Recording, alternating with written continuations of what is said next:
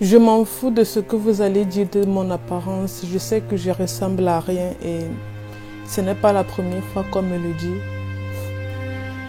J'en ai marre de faire semblant pour faire plaisir à la société. Parce qu'à chaque fois que je fais semblant, je ne me retrouve pas moi-même. Je me prénomme Maïva et aujourd'hui, je vais vous raconter l'histoire de ma vie. Ah oui.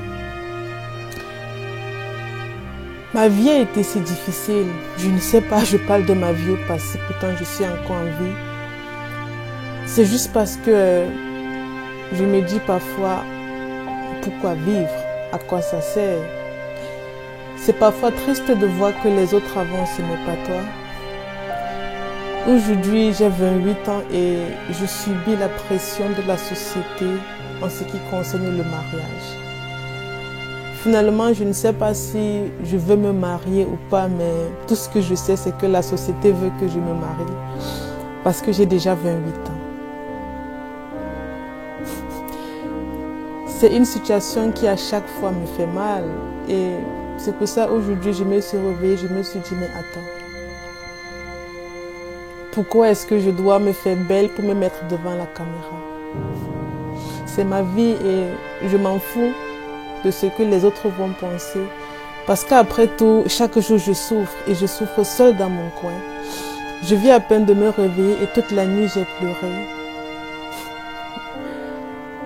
Et en me levant ce matin, je me suis dit, attends, mais c'est quelle journée de merde qui va encore commencer?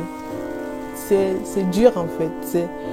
C'est dur de ne pas être compris parce que tout a commencé depuis mon enfance.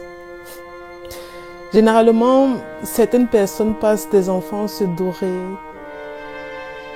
très intéressantes, mais mon enfance a été particulièrement difficile. Déjà, tout commençait avec le décès de mon père. Je vécus avec ma mère et malheureusement, ma mère n'a jamais su combler le départ de mon père.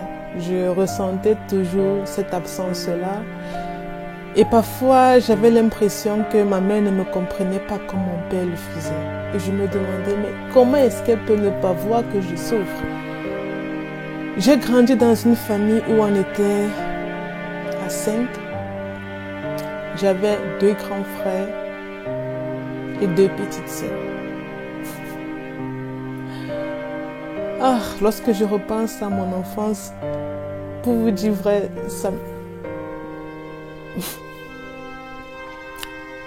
me rend triste.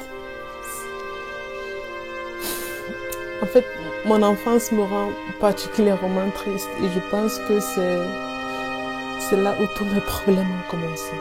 Mon enfance était très difficile.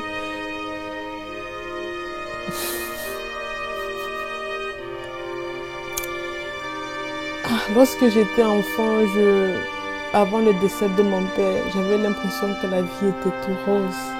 Et au fur et à mesure, j'ai compris que généralement l'enfant voit un monde sans limite, sans contrainte, sans problème, sans difficulté. Mais en grandissant, l'enfant s'enferme parfois dans les murs construits par les autres. En grandissant, j'ai perdu mon identité, j'ai perdu qui j'étais parce que je voulais m'identifier à travers les autres. Je ne me sentais pas comprise, je ne me sentais pas écoutée. J'avais l'impression que j'avais pas la chance. Je sais pas, mais parfois je m'asseyais et je me disais, mais Maïva, qu'est-ce qui ne va pas du tout?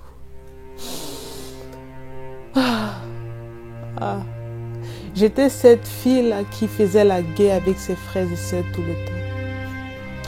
Bref, d'après la société, mes frères et sœurs étaient beaucoup plus épanouis que moi. Ils étaient beaucoup plus extravertis que moi et j'étais celle-là qui était toujours dans son coin. Et quand je dis j'étais dans mon coin, j'étais dans mon coin pour pleurer. Je pleurais beaucoup. Je pleurais beaucoup parce que je n'avais pas toujours accepté le décès de mon père. Je pleurais parce que je me retrouvais seule. Je pleurais parce que ma mère n'était jamais là. Je pleurais parce que les autres me disaient que j'étais bizarre.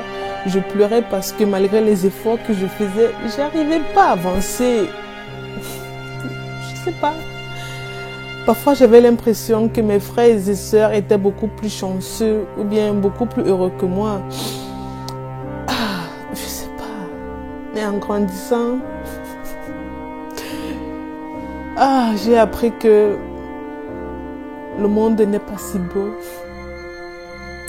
Et vu que j'avais pas de repères, j'ai commencé à vivre en fonction des autres.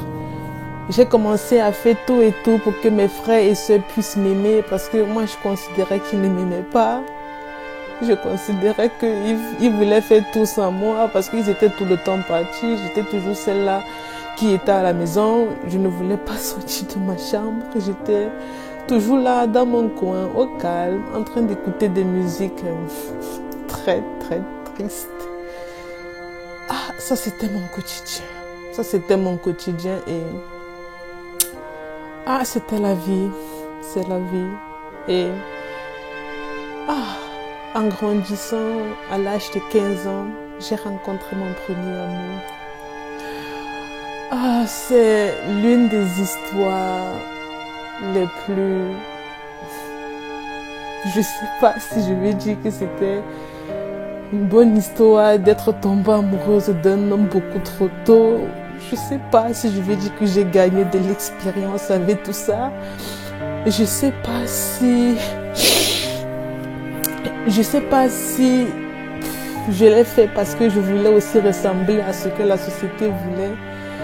Je sais pas, mais quelque chose est sûr, j'étais un peu heureuse. J'étais en fait plus qu'heureuse avant. Il y avait quelqu'un qui était minimum là pour moi, quelqu'un qui était minimum là pour me demander si tout va bien, si j'ai bien dormi, si j'ai mangé. Aïe, aïe, aïe. C'était parfois compliqué, je l'avoue. Et c'est pour ça qu'en me levant ce matin, je me suis dit, attends, mais je m'en fous de ce que vous allez penser de moi. Je m'en fous si vous pensez que je ne suis pas bien habillée. Je m'en fous si vous pensez que je ressemble à rien. Ne vous inquiétez pas. Moi-même, dans ma vie, je sais que je ressemble à rien. Je sais. Me le dire ne serait juste qu'un rappel, vous savez. En fait, à l'âge de 15 ans, j'ai rencontré mon premier amour. Oh là là. L'âge de 15 ans, c'est un âge où on est tellement innocent de la vie. On a l'impression que tout est parfait, que tout est si beau. Et j'avais rencontré ce gars-là. On s'était mis ensemble. Les débuts étaient beaux. On avait fait 2 ans de relation. Et pendant les 2 ans de relation, j'avais l'impression qu'à ce moment précis-là, mes frères et sœurs commençaient à m'envier. Je sais pas, mais ils avaient constaté que j'étais devenue plus heureuse qu'avant. Et je sais pas, au lieu de m'encourager, ils me disaient à chaque fois, mais à 15 ans, tu dois aller à l'école et toi, tu te mets dans des relations amoureuses. En fait, j'arrivais pas à comprendre que comment est-ce que mes frères et sœurs ne peuvent pas être heureux pour moi, mon bonheur. J'arrivais pas à comprendre que je suis heureuse, mais laissez-moi être heureuse. Lorsque je pleurais tous les jours, je me sentais mal tous les jours, j'étais seule tous les jours. Vous sortiez, vous ne me calculez pas, mais pour une fois que je trouve quelqu'un qui m'aime, qui est là pour m'assister, vous me dites que je dois aller à l'école, que ce n'est que l'école la priorité. En fait, je comprenais pas trop leur raisonnement et je me disais en fait que waouh, ça prouve à quel point vous me détestez parce que j'arrivais pas à comprendre comment est-ce que même ma propre mère n'arrivait pas à me soutenir dans ça. Et je me disais que l'amour supporte tout. C'est ça je me disais parce que mon premier amour m'a fait abandonner. Je me disais qu'il n'a pas été vraiment amoureux de moi parce qu'il m'a abandonné. Et à un moment donné, je me demandais, est-ce que aimer vraiment, c'est laisser l'autre partir? Il me frappait tout